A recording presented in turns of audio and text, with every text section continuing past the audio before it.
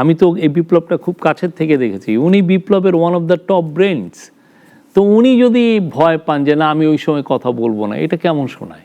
সরকারের দুজন উপদেষ্টা যারা ইতিমধ্যে পদত্যাগ করেছেন, তার মধ্যে সবচেয়ে সজীব ভুইয়া, আসিফ মাহমুদ সজীব ভুইয়া, তার এপিএস এর বিরুদ্ধে যখন অভিযোগটা আসলো শফিক ভাই, এবং তখন যেভাবে খুব আওয়াজ দিয়ে দুদক বলা হলো তাকে ডাকবে, এবং আসিফ মাহমুদ সজীব ভুইয়া নিজে বললেন যে তিনি আহ্বান জানালেন যে এটা তদন্ত করা হয়।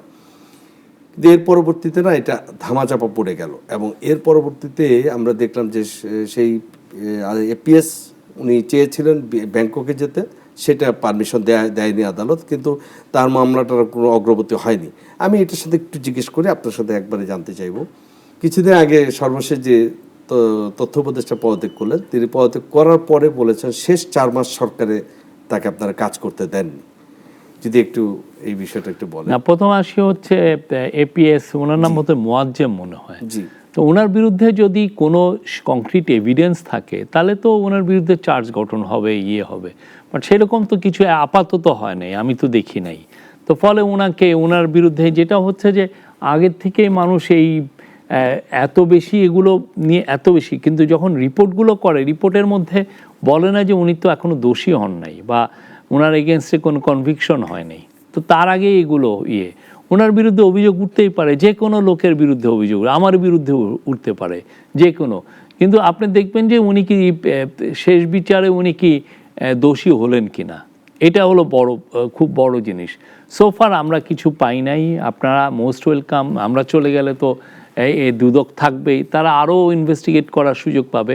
আর একটা জিনিস হচ্ছে যে একটা ইনভেস্টিগেশন আপনি একজনের এগেনস্টে অভিযোগটা কিন্তু আপনি খুব দ্রুত আনতে পারেন। যে বলেন যে ওনার বিরুদ্ধে শোনা যাচ্ছে উনি 1000 কোটি টাকা মেরে খেয়ে ফেলেছেন, অভিযোগটা খুব দ্রুত আপনি আনলেন এবং বললেন যে এই প্রজেক্টের থেকে এইভাবে উনি টাকা মেরেছেন, এটাও খুব দ্রুত আনা যায়। তো এটা অভিযোগটা যখন ইনভেস্টিগেট করতে হয় তো অনেক সময় এটা 1 বছর লেগে যায়। প্রক্রিয়াগতভাবেই এরকম, ওই পুরো প্রজেক্টটা কি ছিল, প্রজেক্টের ব্যাংকে টাকাটা পাওয়া যায়, এটা কি একটা অভিযোগ না? অবশ্যই আনেন আপনি, ওইটাই তো আপনি ব্যাংকে, তার যে ব্যাংকের জন্য তো প্রসিডিওর আছে, আপনি ব্যাংকের অনুমতি নেবেন, আপনি লিগালি আপনি এটার জন্য রাইটসটা নেবেন যে আমি এই ওনার ব্যাংকের অ্যাকাউন্টস আমি খুঁজে দেখবো ওনার ব্যাংকে কত টাকা আছে, দেন আপনি তার ট্যাক্স ফাইলও দেখতে পারেন আপনি কি যেন কোর্টের অনুমতি নিয়ে, এভরিথিং। বাট এগেন আমি বলতে চাচ্ছিলাম কি, আপনি একজনের এগেনস্টে অভিযোগটা খুব দ্রুত আনতে পারেন, কিন্তু এই জিনিসটা ইনভেস্টিগেট করতে অনেক সময় লাগে। তো এই জন্য আমি বলছি যে আগেই কেউ যেন ভার্ডিক্ট না দেয় যে উনি এইরকম খারাপ কি ভালো, এটা হলো আমার কথা। আর মাহফুজের যে বিষয়টা আমরা দেখেছি, উনি কিন্তু এটা বলার পরে আর ইলাবোরেট করেন নাই, উনি ওইখানেই থেমে গেছেন।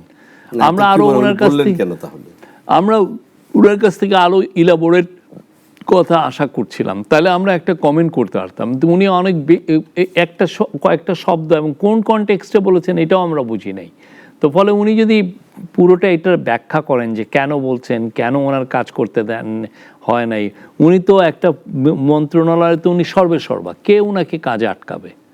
আচ্ছা, তাহলে আমি একটু মনে করি উনি আসলে যেটা বলতে চেয়েছেন যে 5 আগস্টের পরে আমরা যেই সচিবরা ছিল, যে আমরা ছিল, তারা এখনো বাড়িধারা এবং ডিওএইচএসে তারা এখনো খুব আয়েসি জীবনযাপন করছে।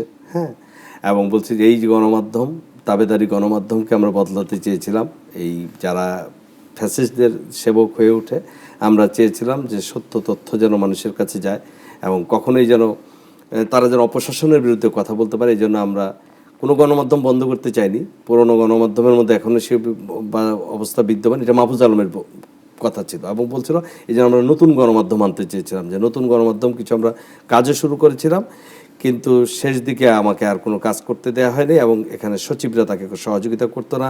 উনি আমার বেটার হতো উনি যখন দেখলেন যে এটা উনি টেলিভিশন দিছিল, এটা দেওয়ার পরে একটু সমালোচনা হয়েছে, এরপরে উনি যখন এই কাজগুলো যে বাধাটা উনি বলছেন যে উনি বাধাগ্রস্ত হয়েছেন, তখনই আসলে এটা বলা উচিত ছিল। কারণ আপনি পুরো জায়গাটা থেকে আপনি সরে 4 মাস পরে যদি বলেন, এটা কেমন শোনায় না? আপনি তখনই বলতেন যে না আমি আমি অ্যাডভাইজার, মানে আমি মন্ত্রী হয়েও কাজ করতে পারছি না, আমার এই কাজগুলো বাধা দেওয়া হচ্ছে, আমি নতুন মিডিয়া আনতে চাই। উনি জোরে সোরে বললেন না কেন? উনি তো একটা রেভলিউশন, বিপ্লবী একটা লোক, আমি তো এই বিপ্লবটা খুব কাছের থেকে দেখেছি, উনি বিপ্লবের one of the top brains. তো উনি যদি ভয় পান যে না আমি ওই সময় কথা বলবো না, এটা কেমন শোনায়?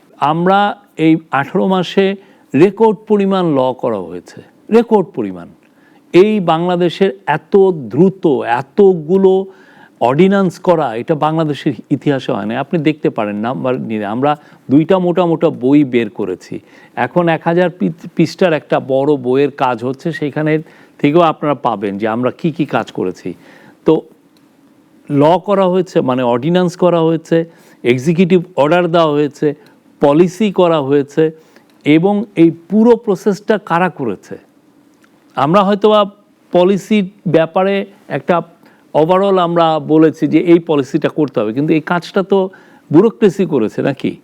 ঠিক না? তারা ইন্টারমিনিস্ট্রাল মিটিং করতে, আপনি জানেন তো একটা পলিসি কিভাবে হয়, বা একটা একটা ইন্টারমিনিস্ট্রাল মিটিং করতে হয়, নিজের আগে কনসালটেশন করে, তারপরে অনেকগুলো 3-4 বার কনসালটেশন করার পরে জিনিসটা একটা পাকাপোক্ত হয়, দেন ওইটাকে দেখে, তারপরে মিটিংয়ে যায়, অনেক কিছু।